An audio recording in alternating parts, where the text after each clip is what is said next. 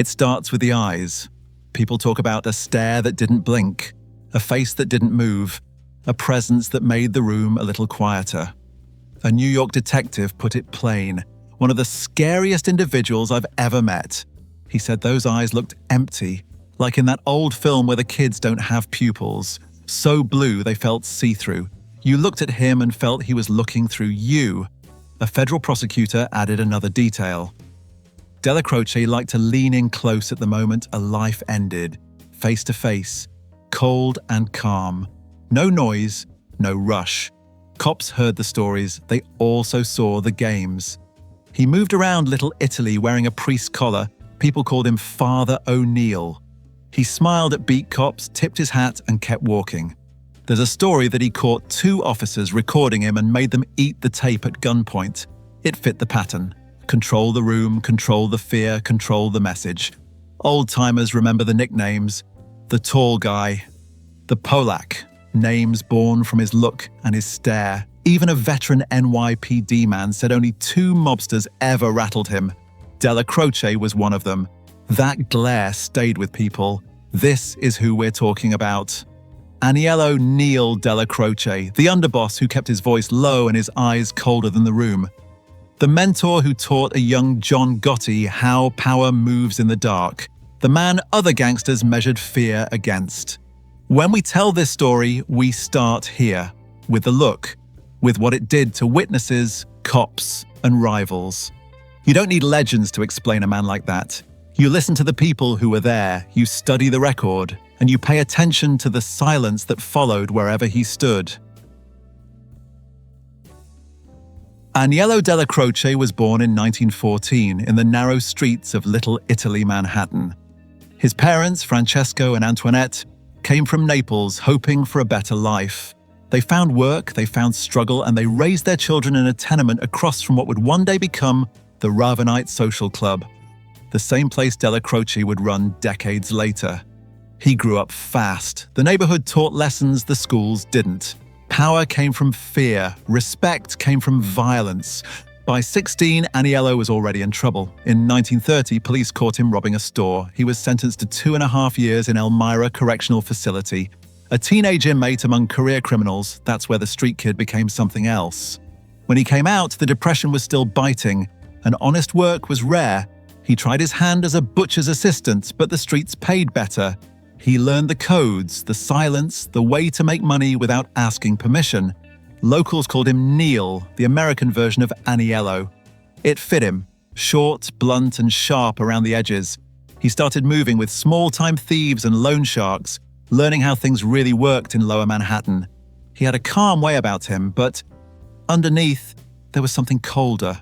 Even back then, people said he could watch someone without blinking. It wasn't bravado. It was control. The kind of control that would one day make him one of the most feared men in New York's underworld. And somewhere in that maze of alleys and storefronts, the kid from Little Italy started walking toward the Mafia. Not by luck, by nature. When Aniello Dellacroce came out of Elmira, New York was already divided by invisible lines. Each block had someone watching, someone collecting, someone enforcing. It was only a matter of time before a man like him got noticed. By the late 1930s, Dellacroce caught the eye of the Mangano crime family, one of the 5 families of New York. They were the old guard running rackets from Brooklyn to Manhattan. Inside that family was a man named Albert Anastasia, a killer who called himself the Executioner. To work for him meant you could stomach blood. Dellacroce could. Anastasia ran Murder, Inc., the enforcement arm of organized crime, a factory of death that handled contracts from coast to coast. Dellacroce became one of his trusted soldiers. He learned how to read people, how to follow orders, and how to erase problems quietly. He didn't brag, he didn't show off. That was part of his education. Keep the noise low, the fear high, and the eyes steady. Some said he dressed as a priest for certain jobs, calling himself Father O'Neill. It was part disguise, part mockery. He could bless a man before killing him. When Vincent Mangano disappeared, Anastasia took control of the family. Dellacroce got promoted to capo, running crews in Manhattan. The move gave him status, power, and money, but it also placed him in the shadow of a man whose ambition was starting to draw heat. To the world outside, Aniello Dellacroce was another mobster climbing the ladder. To those inside, he was something different. He was the executioner's apprentice, quiet, loyal, and cold enough to survive whatever came next. October 25th, 1957, Albert Anastasia, the executioner himself, sat down in the barber's chair at the Park Sheraton Hotel in Manhattan. Hot towel, straight razor, no bodyguards. He'd done it 100 times. But that morning, 2 masked gunmen stepped through the door and opened fire. Anastasia died in a pool of his own blood, still facing the mirror. The man who'd sent hundreds to their graves never saw it coming. The city shook. Newspapers called it an underworld earthquake. Nobody claimed the hit, but everyone whispered the same name: Carlo Gambino. He'd been Anastasia's quiet, calculating underboss, the kind of man who smiled while the walls moved around him. For Aniello Dellacroce, it was a test. Anastasia had been his teacher, his guide through the life. Loyalty like that didn't fade easy, but Dellacroce understood hierarchy. He knew the rules. The family came before blood, before revenge, before ego. So when Gambino took the throne, Dellacroce bent the knee. He chose structure over sentiment, and Gambino saw something rare in him: discipline. In return, he gave Dellacroce room to grow. Detectives later said that was when Aniello Dellacroce truly became dangerous. No longer a soldier, no longer an apprentice. Now a man who'd learned that survival in the Mafia didn't come from rage, it came from patience. The barbershop floor was still stained when Dellacroce started his next chapter, serving under a new godfather. The lesson was written in blood. In this life, loyalty changes hands as quickly as power does. When Carlo Gambino took control, he reshaped the family with quiet precision. No fireworks, no speeches, just strategy. And standing beside him was Aniello Dellacroce, the man who'd chosen loyalty over vengeance. Gambino saw what others feared in him: steadiness, a man who didn't chase headlines or flash wealth. Dellacroce handled the street work, gambling, extortion, rackets, while Gambino built connections with unions, construction, and white-collar business. Together, they balanced the old and the new. Dellacroce became the bridge between generations of gangsters. The soldiers respected him because he'd done the dirty work. The bosses trusted him because he never talked out of turn. He was the face you saw in the back of the RAVENITE social club. Quiet, cigarette smoke curling in the air, watching every move without saying much. He was loyal, but not naive. Gambino's world was full of ambition. He knew every handshake could hide a knife. Still, Dellacroce stayed in line. He never forgot what happened to Anastasia, how a single decision at the top could erase a lifetime of loyalty. So he played his part perfectly, obedient on the surface, calculating underneath. He recruited lookalikes to throw off police tails, used double talk to protect his men, and made sure the real business stayed out of sight. For years, the partnership worked. Gambino got richer, Dellacroce got respect, and the Gambino family became the most powerful mafia organization in America. But in every organization built on power, there comes a day when someone has to decide who sits next on the throne. And for Dellacroce, that day was getting closer. By the mid-1960s, Carlo Gambino was running his empire like a businessman, calm, organized, invisible. But even the quiet Don needed someone who could handle the street, someone the soldiers feared and respected in equal measure. That man was Aniello Dellacroce. In 1965, Gambino made it official. He pushed aside his aging underboss, Joseph Biondo, and handed the title to Dellacroce. It was more than a promotion. It was a message. The man who once worked under the executioner now spoke for the most powerful family in New York. Dellacroce kept the crews in line. He collected from the bookmakers, settled disputes, and made sure nobody forgot where the power flowed from. He didn't shout. He didn't need to. When Dellacroce walked into a room, the temperature dropped. He operated out of the RAVENITE social club on Mulberry Street, the same block where he'd grown up. From that small, smoke-filled room, he ran an empire of gambling, loan sharking, and extortion. Detectives said the RAVENITE felt like a church with him inside. Quiet, reverent, dangerous. But even the most disciplined soldier can't control everything. Gambino was aging, and whispers began about who'd take over when the old man was gone. Most expected Dellacroce to be the heir. He had the loyalty of the streets and the history to back it. Still, power in the Mafia rarely follows logic, and Dellacroce would soon learn that loyalty doesn't always come with a reward. Mulberry Street was Dellacroce's territory. He'd grown up there, and now he ruled it. His headquarters, the RAVENITE Social Club, looked like any other neighborhood spot. A narrow door, cigarette smoke drifting through the cracks, men in dark coats moving in and out. But inside, it was a command post for the Gambino family. The RAVENITE became his fortress. He sat at the back, chain-smoking, listening more than he spoke. Soldiers came in to pay their tribute, captains came in to settle business, and informants waited outside hoping for a glimpse. The FBI watched the place for decades, but Dellacroce was careful. He used doubles to throw off tails. Sometimes the Bureau would follow the wrong man across town while Dellacroce quietly disappeared through a side door. He handled the street rackets, gambling, hijacking, loans, and he kept the peace when smaller crews clashed. Even his enemies admitted he had discipline. Detectives who spent their careers chasing mobsters said Dellacroce carried himself with an old-school code. He believed in hierarchy, silence, and respect. In those years, he became a kind of myth.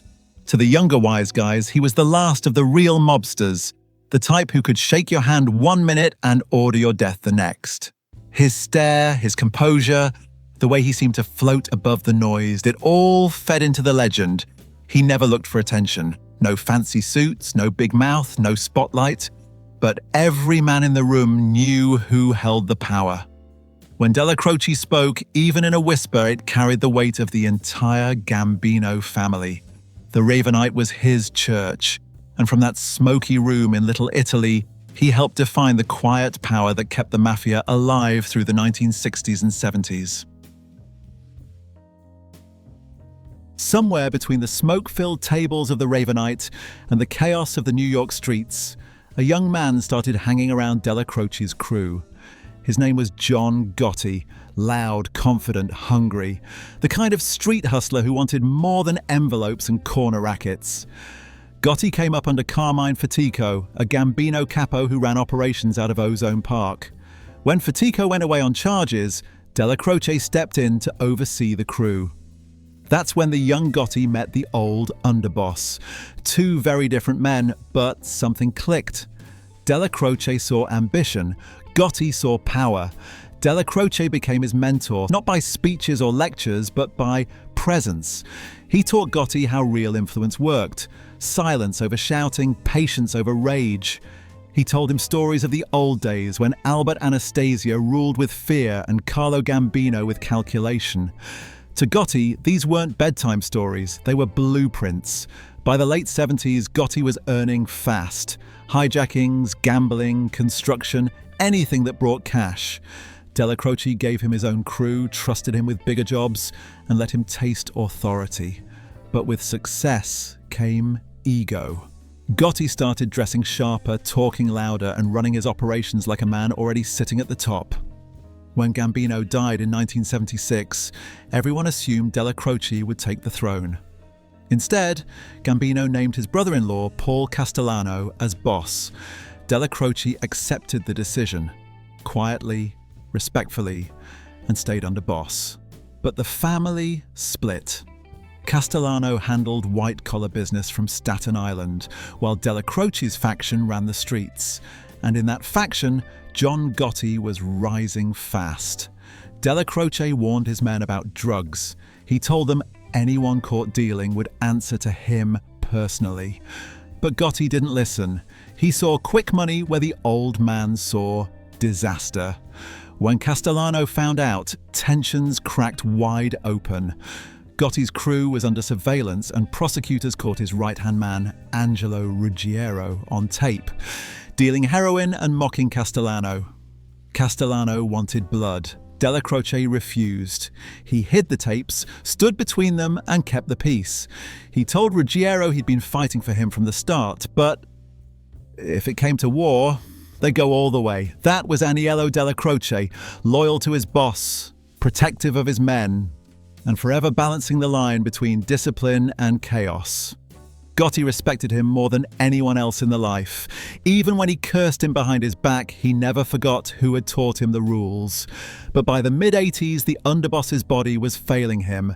Cancer had started its slow work, and with it, the last barrier between Paul Castellano and John Gotti began to crumble. By the early 1980s, the Gambino family was split down the middle. On one side stood Paul Castellano, the businessman, the modernizer. On the other, Aniello Dellacroce, the street general who kept the old code alive. It wasn't a civil war, not yet, but everyone could feel it coming.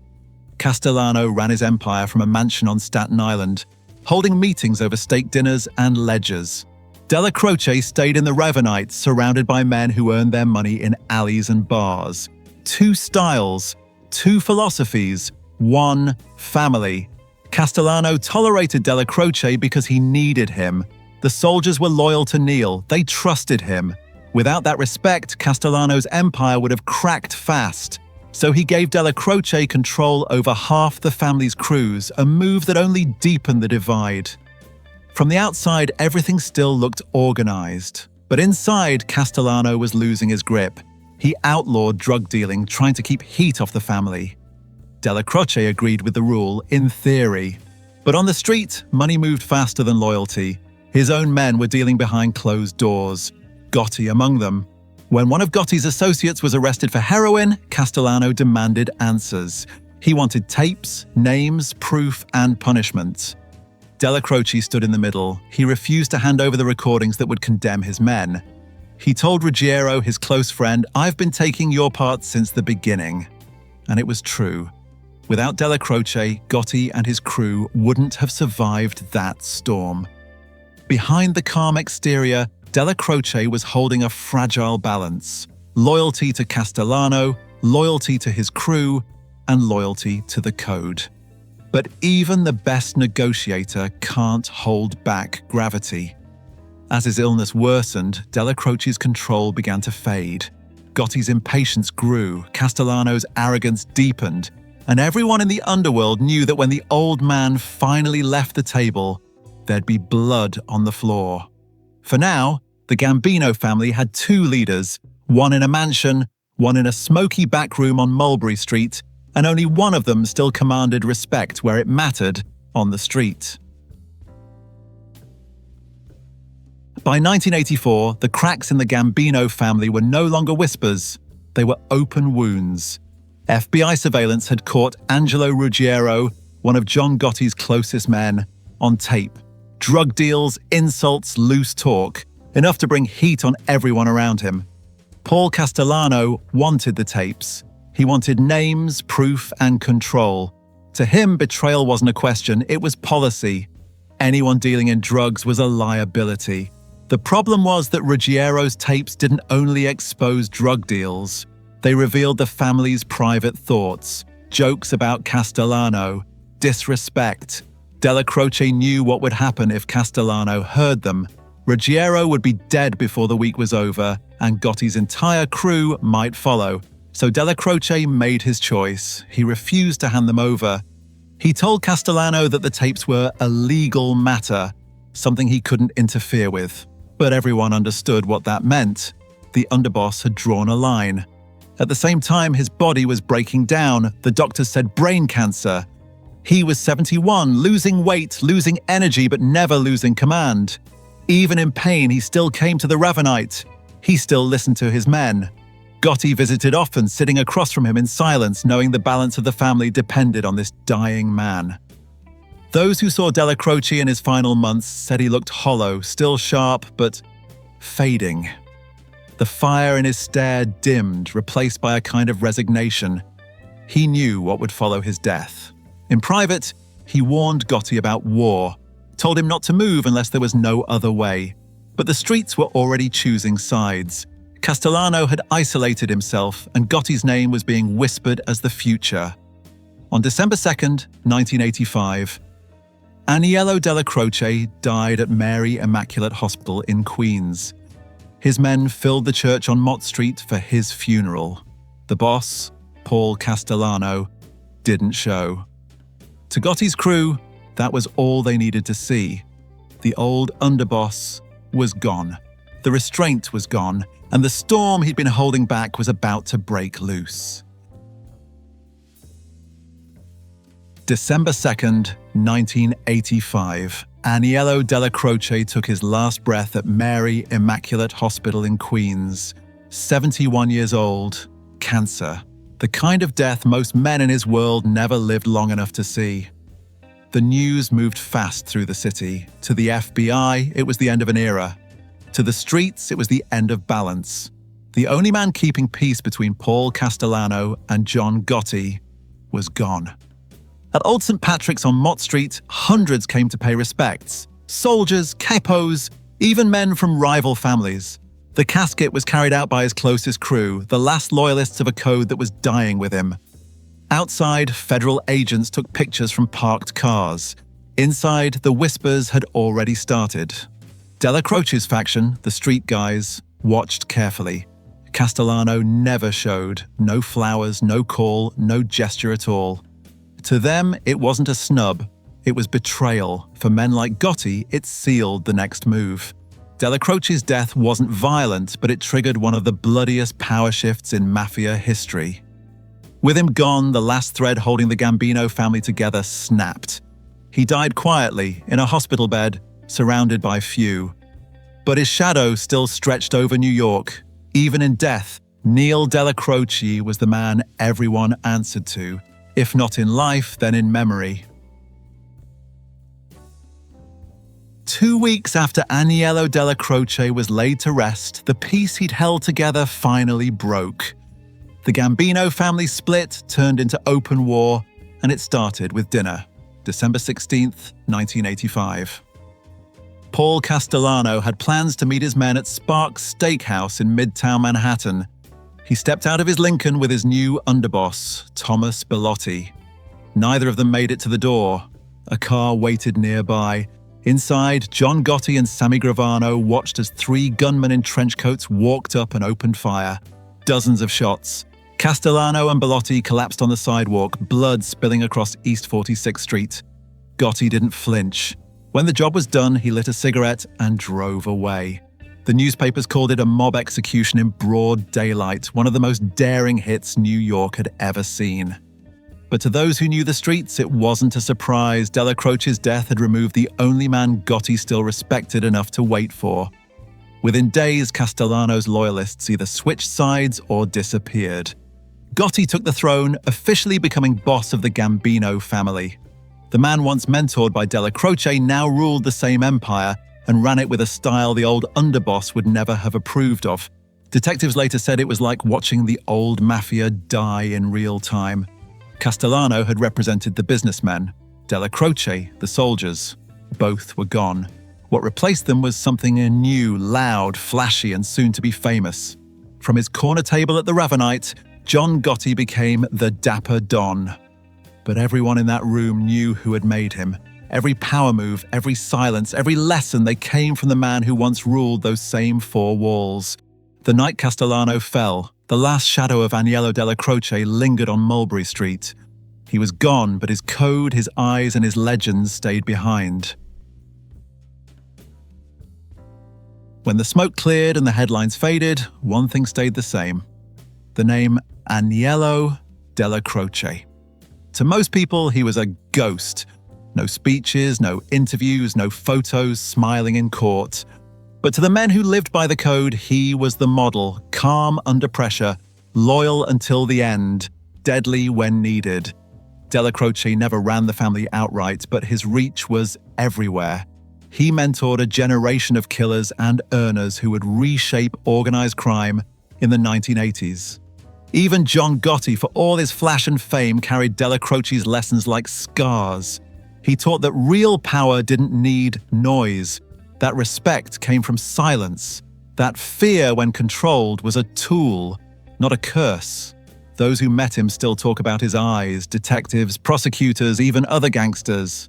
The color so pale, it seemed hollow, like he could see straight through the soul and into the lie underneath. In the end, Dellacroce represented the line between the old Mafia and the one that came after. Before him, there was order, bosses who stayed in the shadows, who believed in loyalty over fame. After him came the cameras, the tabloids, and the slow collapse of the old world he once protected. He didn't live to see it fall apart, but he would have understood why it did. When fear left the streets and ego took its place, the code died with it. That's the legacy of Aniello Dellacroce, not a legend carved in glory, but a warning written in silence. A man who embodied everything the Mafia once was: disciplined, ruthless, and unforgettable.